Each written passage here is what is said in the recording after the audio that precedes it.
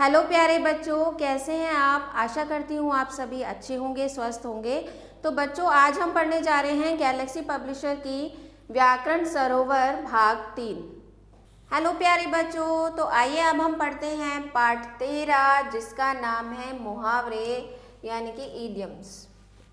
मुहावरा यानी कि इडियम क्या होता है बच्चों? मुहावरा साधारण अर्थ ना होकर विशेष अर्थ होता है। मुहावरे के प्रयोग से भाषा अधिक सुंदर, रोचक और प्रभावशाली बन जाती है। तो आइए देखते हैं।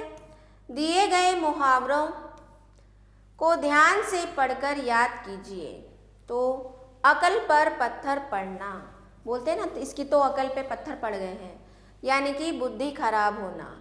तो विपत्ति में पड़ने पर बुद्धिमान मनुष्य की अकल पर भी पत्थर पड़ जाते हैं।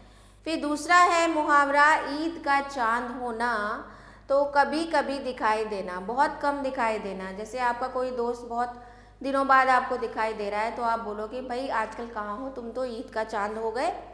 तो जब से सोहन का विवाह हुआ है वह तो ईद का चांद हो गया है। आगे देखते हैं आँख लगना। आँख लगना यानी कि सो जाना। कहते हैं ना, मेरी तो आँख लग गई थी, तो पढ़ते पढ़ते मेरी आँख लग गई। अगला है कमर कसना। कमर कसना यानी कि तैयार हो जाना किसी चीज़ के लिए। तो परीक्षा निकट आते ही राजू ने कमर कस ली। अगला है गले लगाना। गले लगाना यानी कि प्यार से मिलना। रीता ने अपनी पुरानी सहेली को देखते ही गले लगा लिया। अगला है दांत खट्टे करना यानी कि हरा देना।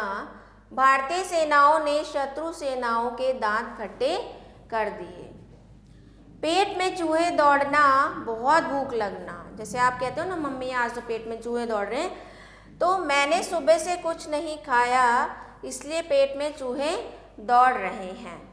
फिर अगला है मुंह में पानी आना यानी कि ललचा जाना। रसगुल्ले देखते ही मेरे मुंह में पानी आ गया। तो देखते हैं बच्चों अभ्यास कार्य से संबंधित। तो पहला है मुहावरे के अर्थ को पढ़कर सही मुहावरा लिखिए। तो ललचा जाना यानी कि मुंह में पानी आना, सो जाना यानी कि आँख लग जाना, तैयार होना यानी कि कमर कसना, और धोखेबाज रंग दिखाना, अंत समय में रंग दिखाना। जैसे बोलते हैं ना कि तुमने तो अपने रंग दिखा दिए, तो धोखेबाज। अब देखते हैं पहला अभ्यास कार्य। सही विकल्प पर सही का चिन्ह लगाइए। चोर की दाढ़ी में तिनका, ईद का चांद होना, आग में घी डालना, अक्ल पर पत्थर पड़ना, दांतों तले उंगली दबाना। तो ये इनके उत्तर हो गए। अगला अभ्यास कर देखते हैं बच्चों। रिक्त स्थान भरिए। गरम गरम जलेबी देखकर गुप्ता जी के मुंह में पानी आ गया। गुप्ता जी के मुंह में पानी आ गया। पुलिस को देखकर चोर 9 2 11 हो गए। 9 2 11 हो गए। अगला है पुत्र के कक्षा में अनुत्तीर्ण होने पर पिताजी का मुंह लटक गया। पिताजी का मुंह लटक गया। मुंह लटक गया। श्रवण कुमार अपने माता पिता के अंधे की लाठी थे। अंधे की लाठी का मतलब होता है एकमात्र सहारा। महाराणा प्रताप का घोड़ा हवा से बातें करता था। हवा से बातें करना मतलब बहुत तेज दौड़ना। अगला अभ्यास कार्य है उचित मिलान कीजिए। अपना उल्लू सीधा करना मतलब अपना मतलब निकालना। आसमान सिर पर उठाना मतलब बहुत शोर मचाना। गले लगाना यानी कि प्यार से मिलना। मुंह में पानी आना, ललचा जाना।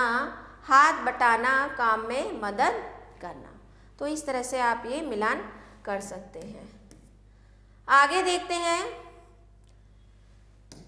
दिए गए मुहावरों का अर्थ लिखकर उन्हें अपने वाक्यों में प्रयोग कीजिए। पेट में चूहे कूदना यानी कि बहुत भूख लगना।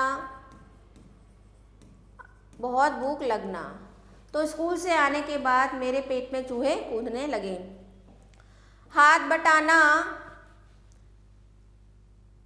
यानी कि काम में मदद करना। तो सरिता ने मम्मी के काम में हाथ बटाया। आँख का तारा बहुत प्यारा, रोहन अपनी मम्मी की आँख का तारा है। अंधे की लकड़ी एकमात्र सहारा, सोहन अपने बूढ़े माता पिता की अंधे की लकड़ी है। तो इस तरह से ये अभ्यास कार्य आप करेंगे। तो आशा करती हूँ बच्चों आपको अच्छे से पाठ समझ में आया होगा। तो मिलते हैं अगले पाठ के साथ अगले वीडियो में। आभार।